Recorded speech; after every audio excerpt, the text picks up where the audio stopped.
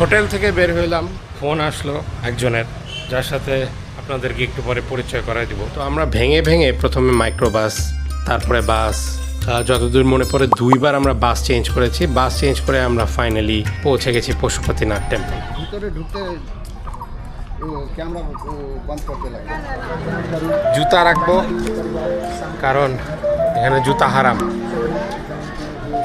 জুতা রাখবো, টোকেন দিব। পশুপতিনাথের ভিতরে কোনো প্রকার টিকিট কাটতে হয়নি, জুতো জোড়া রাখার জন্য কোনো টাকা দিতে হয়নি।